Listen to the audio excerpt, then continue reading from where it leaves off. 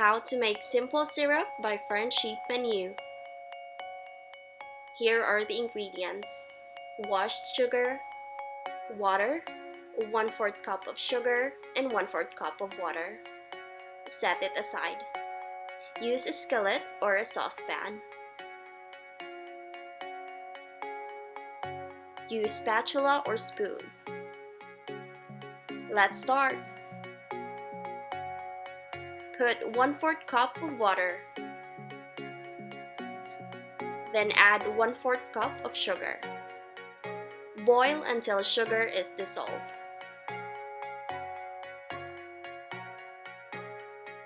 Syrup for cocktails and drinks, 1 to 2 minutes until sugar is dissolved. Syrup for pancakes, 3 to 4 minutes until thickened. You can also add vanilla extract.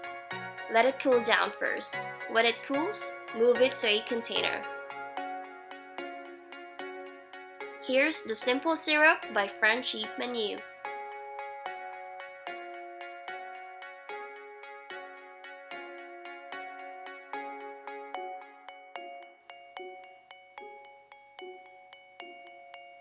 Thank you for watching.